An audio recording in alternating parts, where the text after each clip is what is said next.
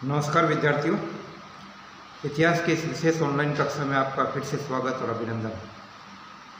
इससे पहले कल की कक्षा में मैंने आपसे बात की थी प्राचीन भारतीय इतिहास के स्रोतों के बारे में, और मैंने ये कहा था कि इस क्लास को कई भागों में वर्गीकृत करके आपसे मूलभूत तथ्यों के विश्लेषण की कोशिश की जाएगी, ताकि आप गंभीरता के साथ इन ऐतिहासिक तथ्यों के मन को समझ सकें।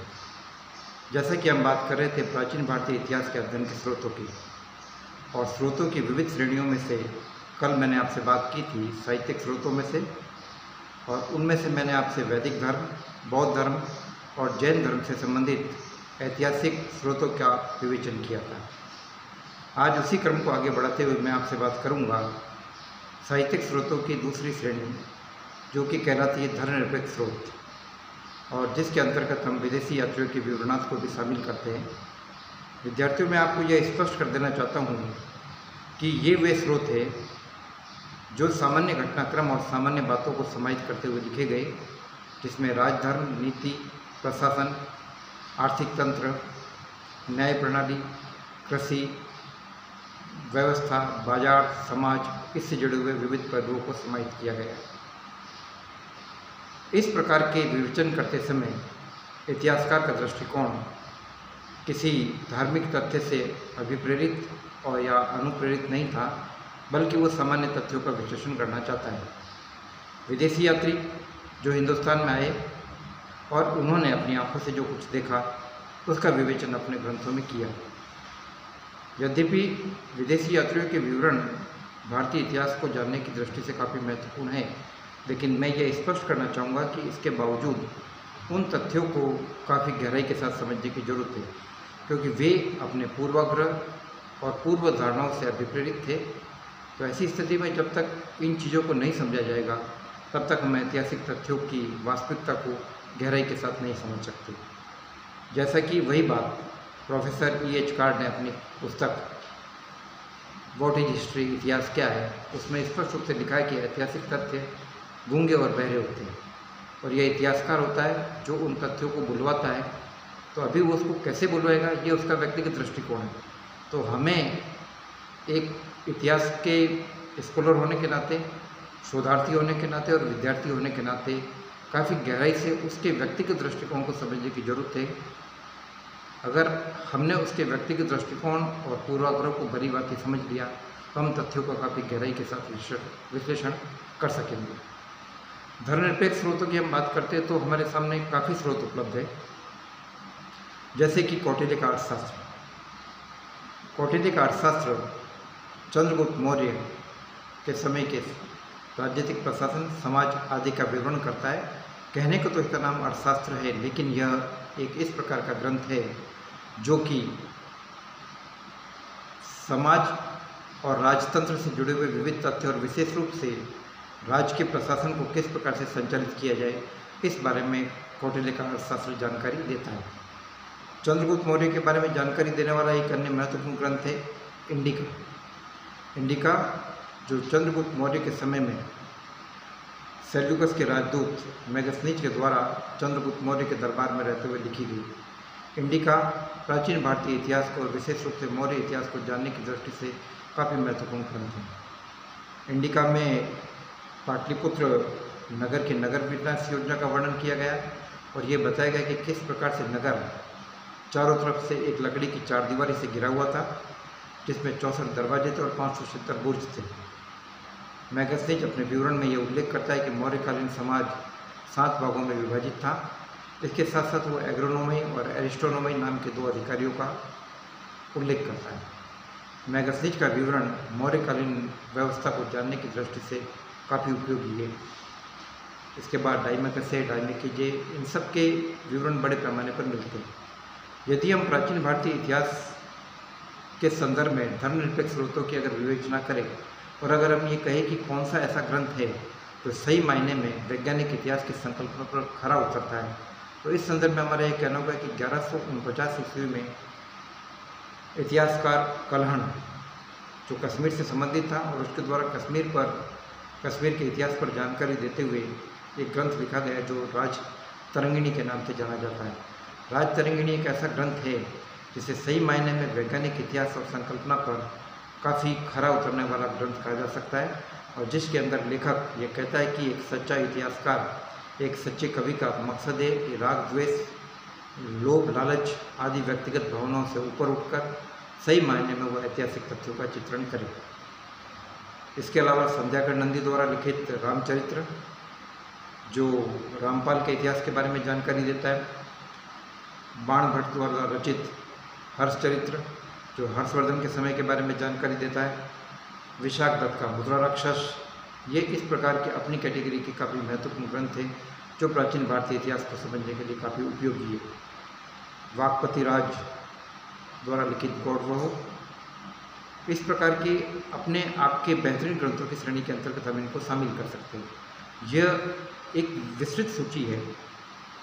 मेरा आपको बताने का मकसद ये कि आप इनका अध्ययन करते वक्त काफ़ी सावधानी के साथ अध्ययन करें और ये देखें कि उस ग्रंथकार का मूल उद्देश्य क्या है, वह जिस राजा के दरबार में रह रहा है वह उससे कहाँ तक प्रभावित है।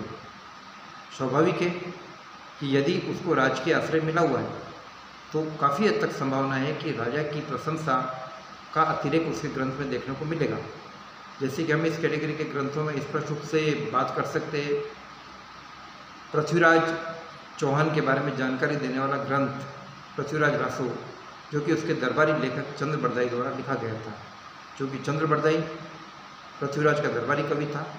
इसलिए ऐसी स्थिति में ये स्पष्ट था कि वह पृथ्वीराज के बारे में काफ़ी अतिशयोक्तिपूर्ण जानकारी देता है, और स्पष्ट है कि जब वो राजपूतों की उत्पत्ति की बात करता है और माउंट आबू के अग्निकुंड से 4 राजपूत वंशों रतियारों, परमारों, चौहानों और चालुक्यों की बात करता है, तो उसमें से वो चौहानों को सर्वोपरि और सिरमौर बताने की कोशिश करता है और ये कहता है कि जो काम दुष्ट असुरों और राक्षसों को भगाने का काम परमार नहीं कर पाए, प्रतिहार नहीं कर पाए, चालुक्य नहीं कर पाए, उसको 4 भुजाओं वाले शक्तिशाली चौहान नामक योद्धा ने, जिसका वंशज मेरा आश्रयदाता पृथ्वीराज चौहान है, उसने कर दिखाया। तो सीधी सी बात है कि वो काफ़ी हद तक बायस है। और जब वो ये बात करता है कि पृथ्वीराज चौहान ने गौर में मोहम्मद गोरी को शब्द भेदी बाण चलाकर मारा, तो भी वह भी पूर्वाग्रह से युक्त है, क्योंकि सीधी सी बात है कि ऐतिहासिक तथ्य हमारे सामने मौजूद है कि पृथ्वीराज चौहान 1192 की तराइन की लड़ाई के कुछ समय बाद ही मार डाला गया था, जब वो भागने की कोशिश कर रहा था, और मोहम्मद गोरी की मृत्यु 1205 में खोखरों से लड़ते हुए। तो ऐसी स्थिति में काफ़ी हद तक प्रश्न चिन्ह लगाए जा सकते हैं, लेकिन इसका मतलब ये नहीं कि इन ग्रंथों की उपयोगिता नहीं है। ये ग्रंथ काफ़ी हद तक महत्वपूर्ण है जानने के लिए। जैसे जैनक का ग्रंथ पृथ्वीराज विजय, जोधराज का ग्रंथ हमीर रासो, कानड़देव द्वारा रचित ग्रंथ पद्मनाभ सूर्य का रचित ग्रंथ, जो कानड़देव के ऊपर जानकारी देता है, जिसको कानड़देव प्रबंध के नाम से हम जानते हैं। ये सारे ग्रंथ ऐसे हैं जो काफ़ी हद तक लेखक के व्यक्तिगत दृष्टिकोण से प्रभावित है। इन सबको सावधानी के साथ देखे जाने की जरूरत है। इसके बावजूद इनके महत्व को नकारा नहीं जा सकता। इसी प्रकार से जब आप विदेशी यात्रियों के विवरण की बात करते हैं तो हमें विदेशी यात्रियों के विवरण को भी काफ़ी सावधानी के साथ देखने की जरूरत है। हमारे पास टेसियस, जो ईरान के दरबार में राजवैद्य था, उसके द्वारा भारत के इतिहास पर दी गई जानकारी उपलब्ध है। हेरोडोटस, जो कि इतिहास का पिता कहा जाता है, वो सिंधु प्रांत को विस्तृत ईरानी साम्राज्य का 23वां हिस्सा बताता है और ये कहता है कि सिंधु प्रांत से ईरानी साम्राज्य को, पर्शियन एम्पायर को इतना ज़्यादा गोल्ड टैक्स के रूप में मिलता है जितना कि बाकी हिस्सों से नहीं मिलता था। इसी प्रकार सिकंदर के जहाजी बेड़े के साथ आए हुए उसके 3 जहाजी बेड़े के सदस्य, जिसमें नियार्कस, जो जहाजी बेड़े का कप्तान था, ऑनेसिक्रस और एरिस्टोबुलस, जो नाविक थे। बेसिकली ये इतिहासकार नहीं थे, लेकिन इन्होंने स्वाभाविक दृष्टिकोण से जो अपनी आंखों से देखा उसको लिखने की कोशिश की। कुछ हद तक उनको चीज़ें समझ में नहीं आई तो उन्होंने काफ़ी जगह अतिशयोक्तिपूर्ण वर्णन किया, लेकिन फिर भी इसके बावजूद इनका विवरण इतिहास को समझने की दृष्टि से काफ़ी महत्वपूर्ण है। इसके अलावा हमें डायमिकज का उल्लेख मिलता है, डायनिशियस का उल्लेख मिलता है, जस्टिन का उल्लेख मिलता है, प्लूटार्क का उल्लेख है, प्लिनी प्लिनी द सीनियर जिसने नेचुरल हिस्ट्री नामक ग्रंथ लिखा, टॉलमी जो अपने ग्रंथ ज्योग्राफी में काफ़ी हद तक हिंदुस्तान के भूगोल के बारे में भी जानकारी दे रहा है। तो ये सारे ग्रंथ अपने आप में इतिहास को जानने की दृष्टि से काफ़ी महत्वपूर्ण है। जस्टिन के विवरण को नहीं नकारा जा सकता। इसी के अलावा एक पेरिप्लस ऑफ द एरास्मिन सी नामक ग्रंथ मिलता है जो हिंदुस्तान के पूर्वी देशों के साथ समुद्री मार्ग से होने वाले व्यापार को बताता है। प्लिनी अपने ग्रंथों में भारत और रोम के बीच होने वाले व्यापार का उल्लेख करता है और वो काफ़ी जगहों पर उदाहरण देते हुए ये कहता है कि रोम और भारत के बीच में होने वाले व्यापार का संतुलन भारत के काफ़ी पक्ष में और रोम के काफ़ी खिलाफ है। और भारतीय गर्म मसालों, मिर्च, तेज मसालों के बदले में बड़े पैमाने पर इलायची आदि के बदले में बड़े पैमाने पर रोम का गोल्ड हिंदुस्तान को आ रहा है। वो बड़े दुख प्रकट करता है और वो कहता है कि रोम के निवासी कितने विलासी हो गए जो भारतीय गर्म मसालों के बदले में 5 करोड़ टैलेंट गोल्ड हिंदुस्तान को भेज रहे हर साल। तो भारतीय व्यापार वाणिज्य को जानने की दृष्टि से इन लोगों के ग्रंथ काफ़ी महत्वपूर्ण है। और हिंदुस्तान आने वाले यात्रियों के बारे में हम बात करें तो हमें इस संदर्भ में फाहियान का उल्लेख मिलता है जो सम्राट चंद्रगुप्त द्वितीय विक्रमादित्य के समय में हिंदुस्तान की यात्रा कर रहा है। हालांकि उसके आगमन का उद्देश्य बौद्ध ग्रंथों के बारे में जानकारी देना है, लेकिन फिर भी वो हिंदुस्तान की जलवायु, वनस्पति, यहाँ के सामाजिक ढांचे आदि के बारे में जानकारी दे रहा है। इसके अलावा हर्षवर्धन के समय में युआन चौंग ने हिंदुस्तान की यात्रा की। बाद में इत्सिंग जो पाल शासकों के समय में हिंदुस्तान आया था। इसके अलावा अरब यात्री सुलेमान, अल मसूद, जुनैदी आदि कई प्रकार की यात्रियों का उल्लेख मिल रहा है और ये सभी अपने अपने दृष्टिकोण से हिंदुस्तान के बारे में जानकारी दे रही है।